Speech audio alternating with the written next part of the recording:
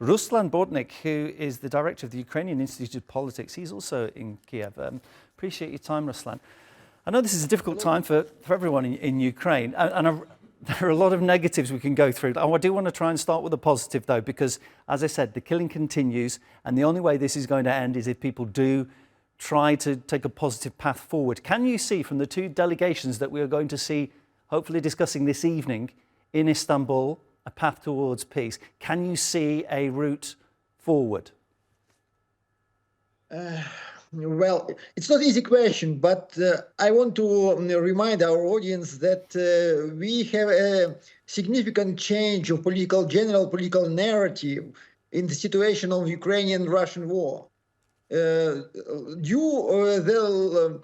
the last 3 or 4 months, we changed the narrative from the continuation of the war till the end, till the victory, to the peace talk. It's very important change of the narrative. And moreover, now we have a situation of direct talk between the Russia and Ukraine, which we haven't seen during the last 3 years after the ending of this dialogue in April 2022. So there are some positive changes, and now we are in the talks, and it's very important. And now we are thinking about the future of the peace, the architecture of this peace, but not the continuation of the war.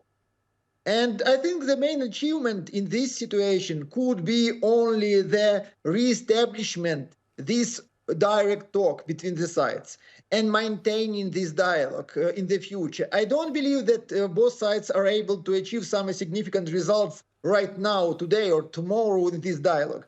But if they will be able to find a new calendar, find the new place for the new meeting, and this dialogue will be sustainable all the time, it will be a great achievement in the path toward the peace.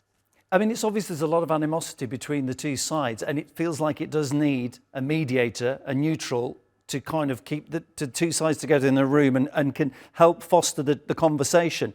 Does that need to be President Trump? Will his envoys be good enough to facilitate that conversation? Absolutely right. You know, I read today's post of President Trump. He said he was answering on the question about why Putin is absent in Istanbul. He said, because I'm not there. I think Trump is also considering and recognizing the necessity of straight American presence and participation in this dialogue. And not only the presence, but also taking on for United States, on shoulders of United States, some part of responsibilities in this dialogue. Because, to be honest, in this situation, 70% of Russian demands, they are not suits toward Ukraine.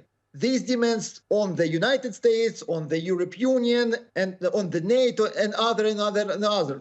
Only 30% of this problem, of this conflict, is about Ukrainian-Russian relations. 70% is about relations between Russia and the West. So the West, especially the United States, needs also take on responsibility in this conflict, become a part of negotiation, become a part of agreement. Usually to get a deal of any kind, both parties need to give something up. And we heard today Volodymyr Zelenskyy saying that he would never give up, well, he wouldn't give up the territories that were Ukrainian. He wouldn't give up Crimea. But will he have to, do you think, in order to get a ceasefire and permanent peace, do you think he would be willing to compromise that a bit? We made some compromises already, but in general, no one demands from Ukraine to officially recognize Ukrainian territories like Russian territories. No one. We have talks about the future possible recognition of Crimea like a Russian lands from United States, but not from Ukraine. I think we still have a huge field for possible compromises and concessions between the sides. We could talk about geopolitical place of Ukraine. We could talk about economy, lifting sanctions, humanitarian problems, and we need to forget for sometimes the land question, because it's too hard for both sides. And till the time when we have both countries, Ukraine and Russia, has the same territories in their constitution. So before the breaking of one of these countries, we are not able to resolve this issue. But for the peace, for the future, we need to postpone this issue for diplomatic track and for political dialogue, but not for military decision. Ruslan, appreciate your time so much and your expertise. Thank you. That's Ruslan Bortnik, who is the director of the Ukrainian Institute of Politics.